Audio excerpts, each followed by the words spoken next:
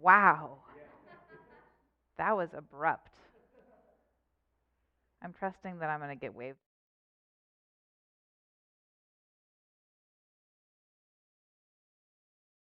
Good afternoon, everybody. Whether you're here online or in person, welcome to Resurrection Lutheran or your living room.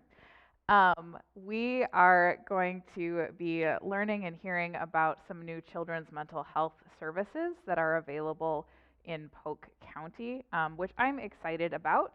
Uh, my name's Beth Wartick. I'm the pastor here at Resurrection Lutheran, and I'm pretty new to Polk County, and it's exciting for me to be learning about what's available here.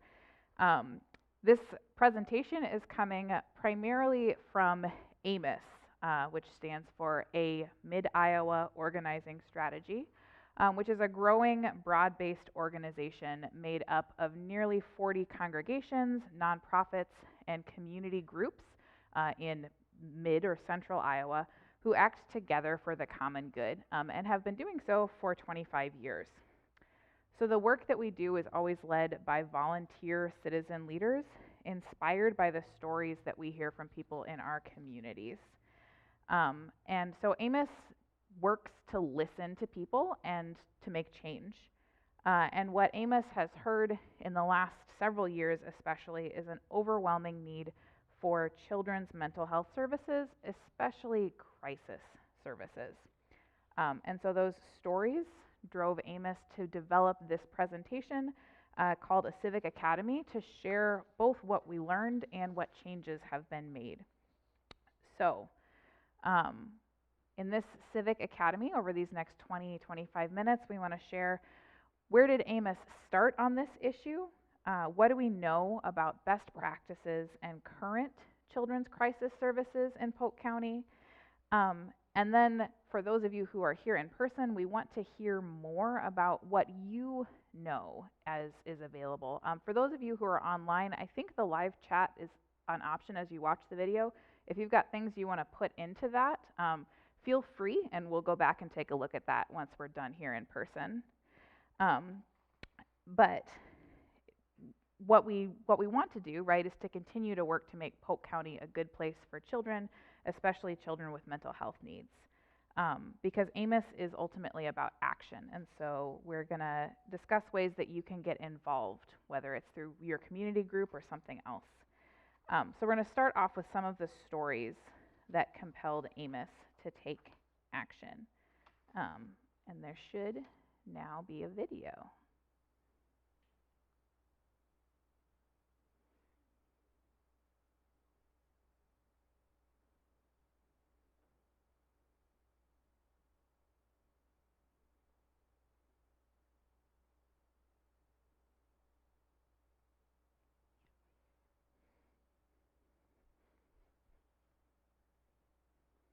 Several years ago, I had an 8-year-old student in my second grade classroom who, out of the blue, had a mental health crisis.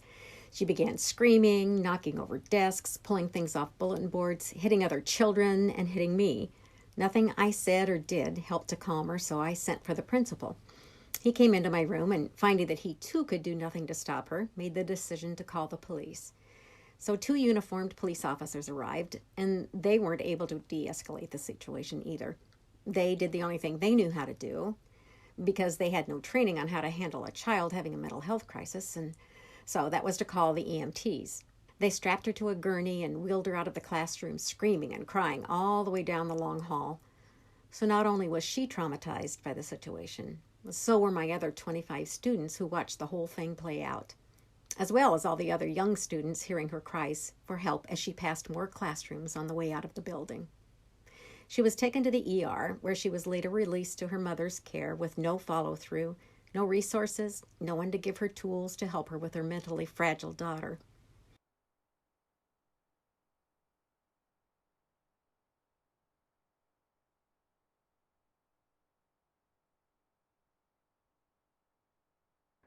AMOS did something. AMOS formed a research team that explored the problem and found out what the best practices are for children's mental health. We lobbied legislators at the Capitol and sent thousands of postcards supporting new services that aligned with those best practices. In 2019, legislation was passed mandating children's crisis services, but without any strategy for funding those services. So AMOS got the city of Des Moines to commit to dedicate a portion of a 1-cent sales tax dollars to children's crisis services, and then went door to door to get that sales tax initiative passed. When AMOS sensed that these vital crisis services would be delayed, right when youth were being impacted by the pandemic and needed them most, AMOS got to work and organized 85 research actions with decision makers across Polk County to ensure that those best practices based on research were adopted and implemented as soon as possible. So my question for you, whether you're online in the chat or here in person, did anybody participate in a house meeting or share your mental health story with AMOS? All right, so about 2/3 of the people here in person have shared their story with an AMOS conversation. Maybe you got postcards or you met with your legislator at the Capitol. Some people knocked on doors to get those 1-cent sales tax passed. Was anybody at the Broadlawns board meeting on Zoom in May where AMOS got huge turnout? Yeah, quite a few of you here in person and probably some of you online as well. The biggest turnout that the Broadlawns board had ever seen in support of this initiative, because people care, right? And so thank you for caring, because the children's crisis services we're going to share exist because of the work of thousands of ordinary citizens coming together and engaging in sustained and strategic action. So I mentioned that this was based on researched best practices. What do we know about children's mental health after all this work? We know that mental illness in children is real. It interferes with learning, it can be life-threatening, and it's common. Yet, with current practices, children on average struggle for 10 years before being diagnosed. So we spoke with Dr. Young, who shared with us that 1 in 5 children are diagnosed with a mental health disorder, and that between 25 and 50% of pediatric office visits include a behavioral, emotional, or educational concern. So we've heard all sorts of stories in the news indicating the need for better mental health for children and adults, and this need has only grown during the pandemic. It's clear that something needs to change, but what? So before the new services were adapted, there were some basic options and outcomes, right? So the outcomes were varied and they weren't always ideal, like we heard in that story. 911 is always available, but depending on the crisis, it's not always appropriate. The Broadlawns Mobile Crisis Team has responded to children and adults, but not necessarily with specific expertise for children and without comprehensive follow-up or after resources. The emergency room is also always available, but as you've heard, not ideal necessarily for dealing with a mental health crisis. Healthcare providers are not always available, and they're not always equipped to manage a crisis moment, right? And often what that means is that families are left feeling alone. The question then, is this what we want for children and youth in our communities? Thinking of your own experiences or those of people you know, your loved ones, we'll hear those stories later in those small groups. But the best practices, right, different from what we actually had, the best practices are that we have pediatric clinics and hospitals for a reason. And historically, right, the practice has been to just call 911 in a mental health crisis. But it turns out that's not really a very good use of the resources we have. It's not a very good use of police resources, for one thing, because then they're not available for other situations. And many police officers aren't trained for crisis intervention or de-escalation training. And without that training, then those interactions can end with very poor outcomes. However, if there are crisis intervention teams, sometimes known as CIT, when those are involved, then there's a collaboration between law enforcement when needed, emergency medicine, and mental health care providers in the communities. These kinds of collaborations have been successfully implemented around the country, resulting in more efficient use of law enforcement, cost savings, and most importantly, better outcomes for persons experiencing a mental health crisis. Here in Ankeny, all Ankeny police officers have now been trained in crisis intervention and de-escalation techniques. Broadlawns Hospital has had in place a mental health mobile crisis team that can assist law enforcement with those mental health calls. So in the first year after this training went into place for the Ankeny Police reduced their annual calls to that crisis team, that mobile crisis team, from 100 to 8 because they had the training and they could deal appropriately with what was going on. So an ideal children's system then has a few different things, some of which we have and some of which we hope to work toward.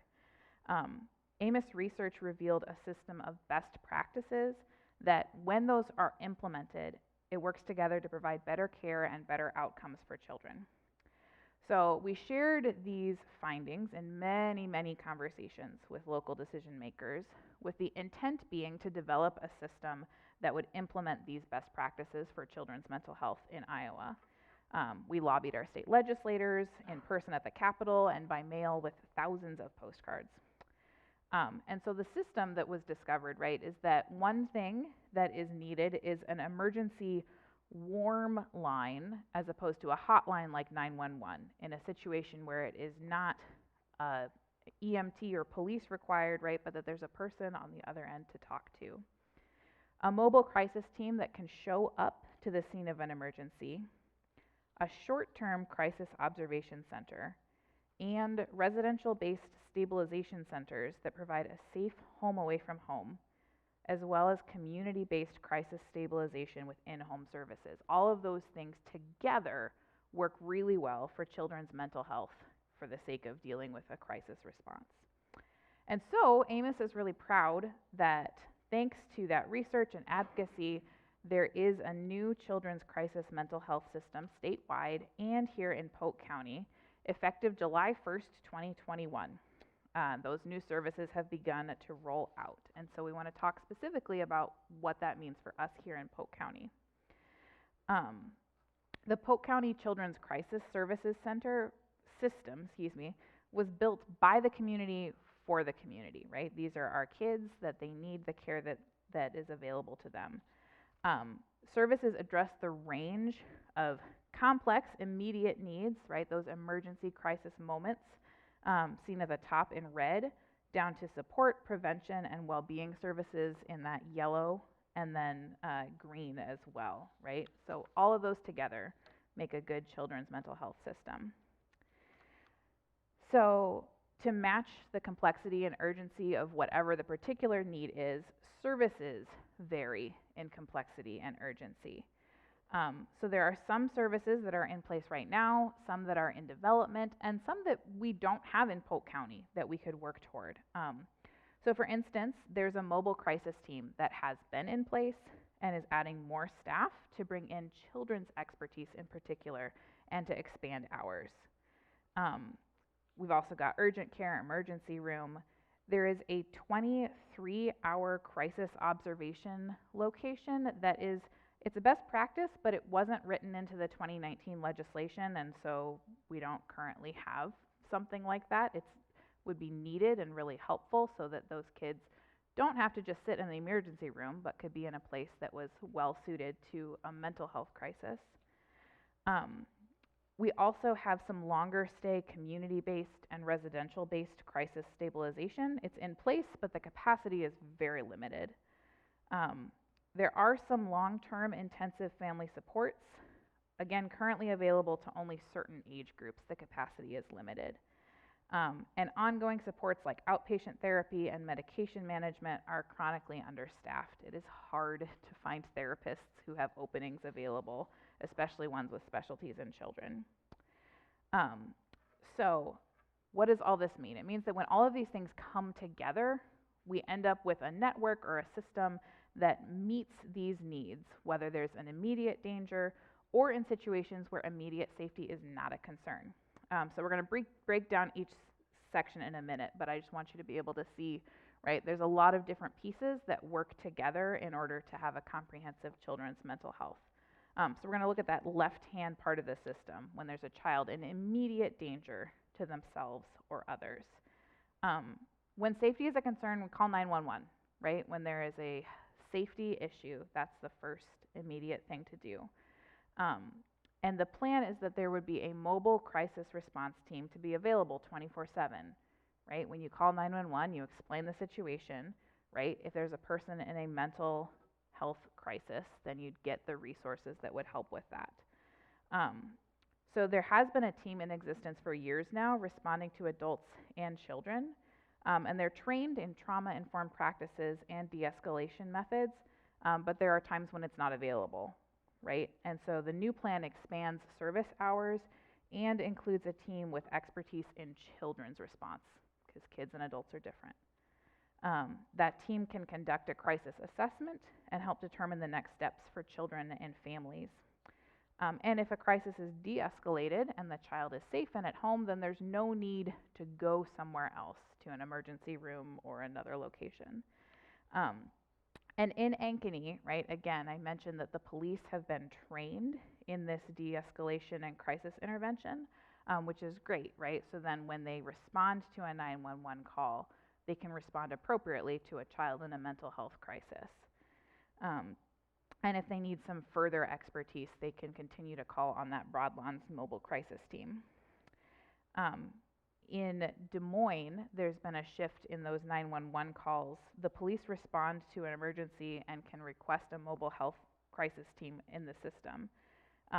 And the police chief in Des Moines has made a commitment to hire a mental health professional within the 911 dispatch system to help discern the need, right? So that the people who respond are the appropriate and correct people for that, with the goal to decrease the number of police officer involvement in mental health emergencies for both children and adults, right? So that they go where they're needed and not where they aren't. So this is a model, right, that is being implemented in Des Moines to have that kind of response. But in order to implement it in Ankeny and other parts of the area, we need to work more within those groups to say that this is important and that we want to see that change happen. But it's not always safe, right, to stay at home. So if the crisis response finds that that's safe, great. If it's not, then the mobile crisis team helps the child and their family access inpatient care, mental health urgent care, or the emergency room. Inpatient mental health facilities exist to help people improve their mental status in a safe environment. And so if someone can safely transport their child, right, you can visit behavioral health, the urgent care. Unity Point Urgent Care for Mental Health is open to children and adults Monday through Friday, 9 a.m. to 5 p.m., and has a safe and secure option to do psychiatric evaluations. And then also provides connection to other community resources. The ER is a 24/7 alternative to behavioral health that can also do those kinds of assessments, right? We know that the ER is not a great place to be when you're experiencing a mental health crisis, but it's better than being at home when that's where you need to be. So I will send out some of those hours and details, but there are resources available here for urgent care and emergency room. One of the parts of this system that is not currently in place that AMOS has found is really an integral part is this 24-hour or 23-hour crisis observation.